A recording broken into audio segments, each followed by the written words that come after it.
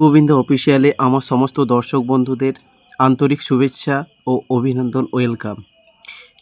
আমরা আগের ভিডিওগুলি যে ডাব্লিউবি পুলিশ অর্থাৎ ওয়েস্ট বেঙ্গল পুলিশ এবং কলকাতা পুলিশের সমস্ত প্রায় 7টা সেট আমরা করেছি এবং সেই সেটগুলো একটা প্লেলিস্ট করা রয়েছে। এটা হচ্ছে 8 নাম্বার সেট। এই সেটে টোটাল 100টি প্রশ্ন রয়েছে এবং এখানে আমরা ইতিহাস, ভূগোল এবং সংবিধানের প্রায় 22টি কোশ্চেন সলভ করব।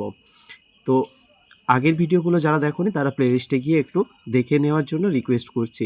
তো বেশি কথা না বলে চলুন শুরু করা যাক। এই ভিডিওতে করছি আমরা ডাব্লিউবি পুলিশ এসআই অর্থাৎ sub inspector prelims examination 2021।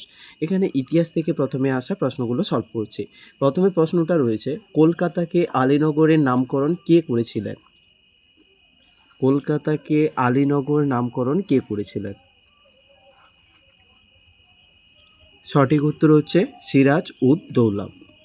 Number 2, কোন গভর্নর জেনারেলের আমলে ব্রিটিশ শাসিত ভারতবর্ষের প্রতিটি থানা সাব ইন্সপেক্টরের অধীনে পরিচালিত হওয়া শুরু হয়? তাহলে এর আগে পর্যন্ত অর্থাৎ ব্রিটিশ শাসিত সময়ে যে এখানে গভর্নর জেনারেল, এটা সঠিক উত্তর হচ্ছে লর্ড কর্নওয়ালিস। এর আগে পর্যন্ত এখানে যে গভর্নর জেনারেল আমলে ব্রিটিশ শাসিত ভারতবর্ষের প্রতিটি থানা কিন্তু এই সাব ইন্সপেক্টরের অধীনে ছিল না। লর্ড কর্নওয়ালিস এসে এই ব্যবস্থা প্রচলিত করে। এখানে সঠিক উত্তর হচ্ছে অপশান এ। 1792 সালের ডিসেম্বরে প্রণীত regulation for the police of the collectorship in Bengal, Bihar and Orissa ছিল এই ক্ষেত্রে গভর্নর জেনারেল লর্ড কর্নওয়ালিস কর্তৃক গৃহীত বড় ধরনের প্রথম পরিবর্তন। কর্নওয়ালিস প্রবর্তিত এই ব্যবস্থাটি থানাদারি পদ্ধতি নামে বহুল পরিচিত ছিল। এখান থেকে আমাদের অনেক সময় শর্ট প্রশ্ন আসে যে থানাদারি পদ্ধতি কে প্রচলন করেন? এই ব্যবস্থার আওতায় কালেক্টরশিপ বা নবগঠিত জেলাগুলিকে কতিপয় থানা বা পুলিশের এখতিয়ারভুক্ত এলাকায় বিভক্ত করা হয়। প্রতিটি থানার দায়িত্বে একজন দারোগা বা প্রধান নিযুক্ত হন। নাম্বার 3, বৌদ্ধ ধর্মগ্রন্থ ত্রিপিটক কোন ভাষায় লেখা হয়েছিল? সঠিক উত্তর হচ্ছে পালি ভাষায়। বৌদ্ধদের প্রধান ধর্মগ্রন্থ হচ্ছে ত্রিপিটক। এর 3টি ভাগ থাকে, সূত্রপিটক, বিনয়পিটক এবং অভিধর্মপিটক। এই ধর্মশাস্ত্রগুলি পালি ভাষায় রচিত। নাম্বার 4, নিম্নলিখিত কোন ব্যক্তি ইস্ট ইন্ডিয়া কোম্পানি দ্বারা জগৎ শেঠ নামাঙ্কিত হয়েছিলেন? সঠিক উত্তর হচ্ছে এই মানিক চাঁদ। একে জগৎ শেঠ উপাধি দেওয়া হয়েছিল, ইস্ট ইন্ডিয়া কোম্পানি কিন্তু দিয়েছিলেন। এই মানিক চাঁদকে জগৎ শেঠ উপাধি দিয়েছিলেন ইস্ট ইন্ডিয়া কোম্পানি, অর্থাৎ মানিক চাঁদকে জগৎ শেঠ উপাধি দিয়েছিলেন। নাম্বার 5, মুদ্রা রাক্ষস নাটকটির রচয়িতাকে? এটা তোমাদের মধ্যে অনেকেই জানো। এর সঠিক উত্তর কী হবে? Option B, Vishakhadatta. Mudrarakshasa নাটকটি রচয়িতা করেন বিশাখ দত্ত। শূদ্রকের একটি নাটকের নাম তোমরা অবশ্যই একটা কমেন্টে জানাবে। মুদ্রা রাক্ষস 4th শতাব্দী বা 8ম শতাব্দীর সংস্কৃত কবি বিশাখ দত্ত দ্বারা রচিত একটি অর্থনৈতিক ঐতিহাসিক নাটক বিশেষ। জটিল রাজনৈতিক ও কূটনৈতিক কৌশলের মধ্য দিয়ে মৌর্য সম্রাট চন্দ্রগুপ্ত মৌর্যের রাজনৈতিক উত্থান এই নাটকের মূল উপজীব্য। নাম্বার 6, 1943 সালে নিম্নলিখিত কোন স্থানে সুভাষচন্দ্র বোস প্রথম স্বাধীন ভারতীয় অস্থায়ী বা প্রভিশনাল সরকার গঠন করে?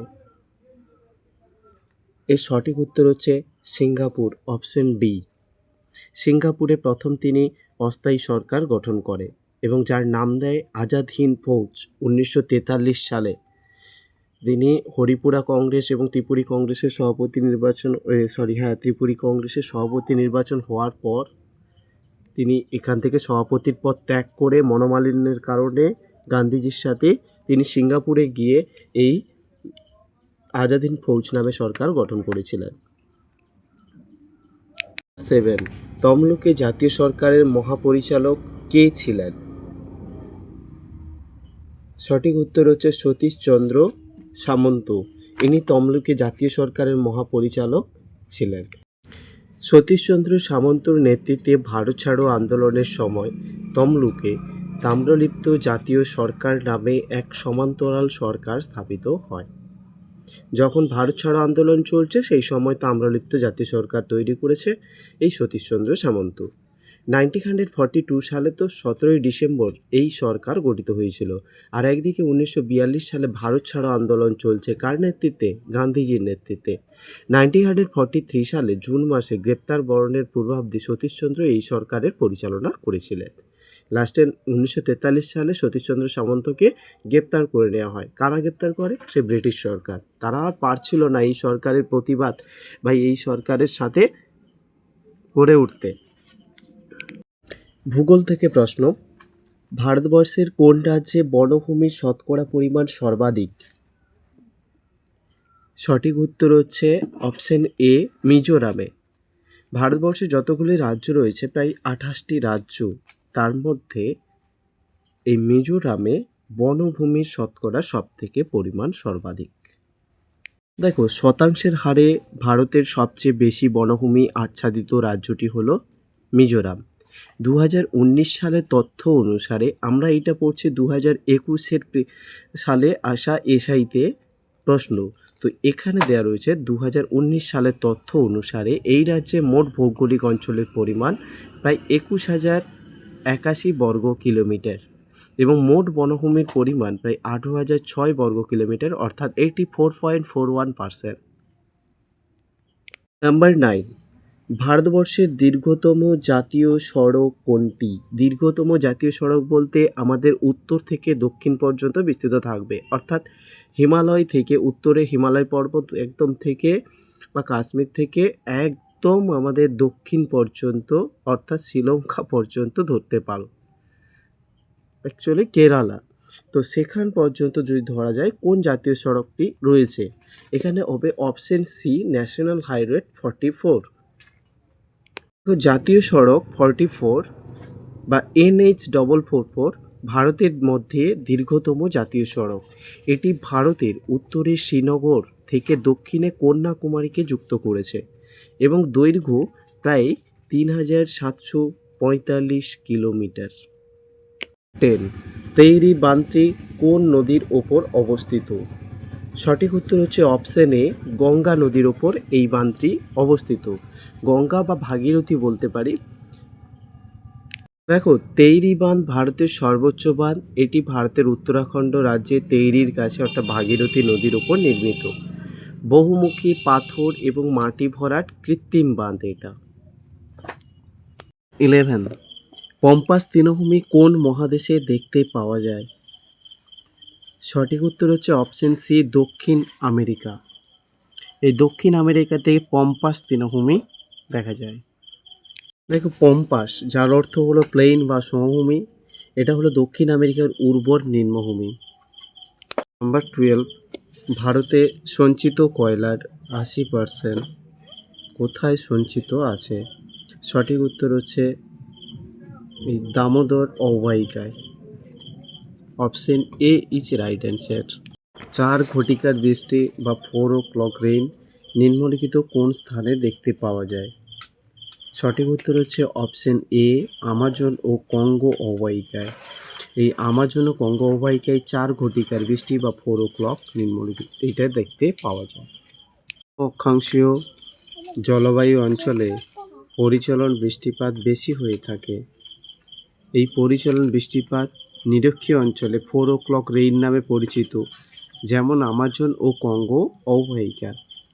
14, নিম্নোক্ত কোনটি দীর্ঘতম নদী? এটা সঠিক উত্তর হচ্ছে অপশন ডি, সিন্ধু। সিন্ধু নদী হচ্ছে সবথেকে দীর্ঘতম নদী। গঙ্গা নদীর দৈর্ঘ্য 2,525 কিলোমিটার। ব্রহ্মপুত্র নদীর দৈর্ঘ্য 2,880 কিলোমিটার এবং সিন্ধু নদীর দৈর্ঘ্য 3,200 কিলোমিটার। গোদাবরী নদীর দৈর্ঘ্য 1,465 কিলোমিটার। তুঙ্গভদ্রা কোন নদীর উপনদী? সঠিক উত্তর হচ্ছে কৃষ্ণা নদী। এই তুঙ্গভদ্রা হচ্ছে কৃষ্ণা নদীর উপনদী। Option A is right answer. Krishna নদীর সবচেয়ে গুরুত্বপূর্ণ উপনদী হলো তুঙ্গভদ্রা নদী।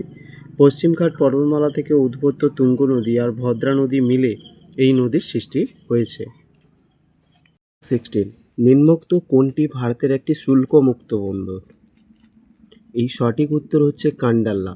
এইবার প্রশ্ন থাকলো যে মুম্বাই আর এই যে হলদিয়া দেখছো তোমরা, এটা কোন কোন স্টেটের মধ্যে অবস্থিত? হলদিয়া বন্দরটি কোন স্টেটের মধ্যে অবস্থিত? আর মুম্বাই বন্দরটি, আমি মুম্বাই বন্দরটি বলে দিচ্ছি, এটা হচ্ছে মহারাষ্ট্র।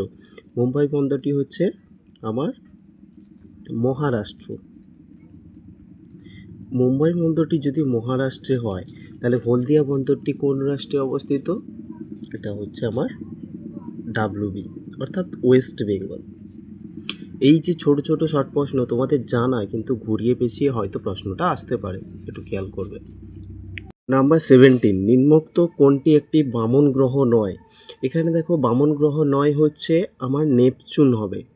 এবারে কথা হচ্ছে যে প্লুটো, সিরিস, ইরিস এগুলো তো বামন গ্রহ। তো এখানে দেখো গ্রহ বলতে আমরা কোনটা বুঝি? একদম ধরো সূর্য রয়েছে, সূর্যের পর থেকে যেগুলো আমরা দেখব, একদম প্রথমে রয়েছে বুধ, এই রকম করে বুধ, বৃহস্পতি, পৃথিবী, মঙ্গল, ইউরেন, এই রকম করে আমার গ্রহগুলি রয়েছে। এইবার বামন গ্রহগুলি কি করে রয়েছে, যে এই যে বামন গ্রহ এর মতো ভর থাকলেও এর মতো কিন্তু প্রভাব বা আধিপত্য বিস্তার করতে পারে না, কারণ এরা পৃথিবী, ধরো আমরা পৃথিবী গ্রহে বাস করি, এই পৃথিবী কি করছে? সূর্যের চারিদিকে অনবরত প্রদক্ষিণ করছে, সূর্য কিন্তু স্থির। যদি সেরকম দেখি তাহলে কিন্তু এই যে গ্রহ, বামন গ্রহগুলো কিন্তু সেই রকম আধিপত্য বিস্তার করতে পারছে না, সেই জন্য এরা বামন গ্রহ। এই যে প্লুটো, সিরিস, ইরিস এগুলো হচ্ছে বামন গ্রহের আন্ডারেই পড়ে। নাম্বার 18, সানরাইজ ইন্ডাস্ট্রি বলতে নিম্নলিখিত কোন শিল্পকে বোঝায়? এখানে সঠিক উত্তর হচ্ছে পেট্রোকেমিক্যাল শিল্প। এবার দেখো সানরাইজ ইন্ডাস্ট্রি বলতে সূর্যের মতো উদীয়মান শিল্প, অর্থাৎ এই শিল্প খুব দ্রুত বিকাশ ঘটাতে পারে। সেই জন্যে এই পেট্রোকেমিক্যাল শিল্পকে আমরা সানরাইজ ইন্ডাস্ট্রি শিল্প আমরা বলতে পারি। ঠিক আছে, খুব দ্রুত বিকাশ ঘটাতে পারে ভবিষ্যতে, এটাই হচ্ছে খুব দ্রুত গুরুত্বপূর্ণ দিক দিতে পারে, মানে খুব উন্নত করতে পারে, সেই জন্য সূর্যের মতো উদীয়মান শিল্প বলতে পারে সানরাইজ ইন্ডাস্ট্রি শিল্প হচ্ছে পেট্রোকেমিক্যাল শিল্প। কত সালে পশ্চিমবঙ্গের সুন্দরবনকে একটি হেরিটেজ সাইট হিসাবে ঘোষণা করা হয়? Option C is right answer, 1989 সালে। Option C is right answer, 1989 সালে। প্রসঙ্গত বলে রাখি, দেখো এই যে পশ্চিমবঙ্গ হচ্ছে আমাদের ইন্ডিয়ার মধ্যেই অবস্থিত, তাই না? এবার এখানকার মধ্যে সুন্দরবন রয়েছে। সুন্দরবনটা কি? সুন্দরবন হচ্ছে আমার দক্ষিণ 24 পরগনার দক্ষিণে যে প্রায় কতগুলি থানা নিয়ে এটা গঠিত, প্রায় 22টা মতো। তো এখানে দেখো সেই সুন্দরবন হচ্ছে সেই থানার আন্ডার, অর্থাৎ সেই থানা নিয়ে গঠিত। কাকদ্বীপ, ক্যানিং, কুলতলি থেকে শুরু করে বকখালি, গোসাবা, পাথর প্রতিমা এইগুলো হচ্ছে এই সুন্দরবনের আন্ডারে পড়ে। তো এখানে বলছে হেরিটেজ সাইট হিসাবে ঘোষণা করার পেছনে কারণ কী ছিল? এখানে ম্যানগ্রোভ জাতীয় যে উদ্ভিদ রয়েছে সেটা, প্লাস রয়্যাল বেঙ্গল টাইগার সুন্দরবনের, এটার জন্য। ম্যানগ্রোভ বলতে সুন্দরী, গরান, গেওয়া এই সমস্ত উদ্ভিদের কথা বলছি। আর এখানে হচ্ছে যেটা প্রধান রয়্যাল বেঙ্গল টাইগার এইখানকার বিখ্যাত হচ্ছে, এই জায়গার বিখ্যাত, সেই জন্যে এই স্থানটাকে ওই সালে অর্থাৎ 1989 সালে এটা ওয়ার্ল্ড হেরিটেজ সাইট হিসেবে ঘোষণা করা হয়। ঠিক আছে, এইবার হচ্ছে সংবিধান থেকে প্রশ্ন রয়েছে। নাম্বার 20, বিধান পরিষদের সদস্যদের মেয়াদকাল কত? এখানে সঠিক উত্তর হচ্ছে অপশন বি, 6 বছর। এইবার দেখো যে বিধান পরিষদ আমি বলছি, সেই বিধান পরিষদ কোন কোন রাজ্যে রয়েছে? ইউপিতে রয়েছে, আর রয়েছে কি বিহারে রয়েছে, তাহলে ইউপি গেল, বিহার গেল, কর্ণাটকে রয়েছে, রয়েছে মহারাষ্ট্রে, রয়েছে তেলেঙ্গানাতে, রয়েছে অন্ধ্রপ্রদেশে। এই যে স্টেটগুলোতে কী রয়েছে, আমার এই বিধান পরিষদ রয়েছে। এই বিধান পরিষদের সদস্যরা 6 বছরের জন্য নিযুক্ত হন, কিন্তু বিধান পরিষদের যে সদস্যরা তারা 6 বছর মেয়াদে নির্বাচিত হলেও 2 বছর অন্তর 2/3 3 ভাগের প্রায় 2 ভাগ সদস্য অবসর নিয়ে নেন, রিটায়ার নিয়ে নেন। ঠিক আছে, তো এই হচ্ছে ব্যাপার। এটা হচ্ছে সংবিধানের প্রশ্ন ছিল, আরও কয়েকটা রয়েছে দিচ্ছি। নাম্বার 21, ভারতবর্ষের যে কোনো রাজ্যের সর্বোচ্চ আইন বিষয়ক কর্মকর্তা কে? সঠিক উত্তর হচ্ছে অ্যাডভোকেট জেনারেল। তিনি হচ্ছে ভারতবর্ষের সর্বোচ্চ আইন বিষয়ক কর্মকর্তা। এখান থেকে আরও 3টে বিষয় তোমাদের বলে দেই, যেটা হচ্ছে ভারতের সংবিধানে 165 নম্বর ধারায় রাজ্যগুলিকে অ্যাডভোকেট জেনারেলের অফিসের কথা বলা হয়েছে। এই যে অফিসের ব্যবস্থা করা হয়েছে, এই ব্যাপারটা কিন্তু ভেরি ভেরি ইম্পর্ট্যান্ট। তিনি রাজ্যের সর্বোচ্চ আইনকর্তা। রাজ্যের সর্বোচ্চ আইনকর্তা কে, এখান থেকেও অনেকবার প্রশ্ন এসছে। ঠিক আছে, এরপরে বলেছে যে তিনি ভারতের অ্যাটর্নি জেনারেলের সাথে যোগাযোগ করেন। এই যে অ্যাটর্নি জেনারেল, তার সাথেও যোগাযোগ ইনিই করেন এইভাবে। তাহলে এখান থেকে আমরা কি পেলাম?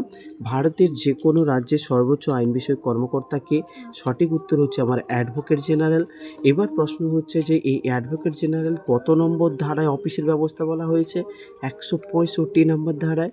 দ্বিতীয়ত হচ্ছে রাজ্যের সর্বোচ্চ আইন কর্মকর্তাকে, এটাও অ্যাডভোকেট জেনারেল। এবং তিনি এইভাবে অ্যাটর্নি জেনারেলের সাথে, যিনি হচ্ছে ভারতের পুরো মানে আমাদের দেশের মধ্যে অ্যাটর্নি জেনারেলের মধ্যে কথা বলেন। নাম্বার 22, এই 22 কল্যাণকর রাষ্ট্রের ধারণাটি ভারতীয় সংবিধানে কোন অনুচ্ছেদের অন্তর্ভুক্ত করা হয়েছে?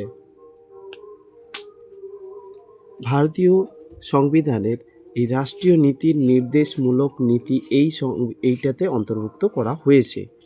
এবার হচ্ছে আমাদের নির্দেশক নীতি অনুযায়ী রাষ্ট্র সামাজিক, আর্থিক ও রাষ্ট্রনৈতিক ন্যায়ের ভিত্তিতে একটি সমাজ ব্যবস্থা গঠন করে, জনকল্যাণ সাধনে সচেষ্ট হবে এবং সমাজে সর্বস্তরের মানুষের মধ্যে আয় বৈষম্য কমাতে চেষ্টা করবে। কোন নীতি? এই রাষ্ট্রীয় নীতির নির্দেশমূলক নীতি, এটা এই সমস্ত কাজগুলো করে। তো আজকের এই পর্যন্ত, আবার দেখা হচ্ছে পরের ভিডিওতে। সবাই ততক্ষণ সুস্থ থাকো, এবং কেমন লাগছে ভিডিওটি অবশ্যই একটু কমেন্ট করে জানাবে। Thank you.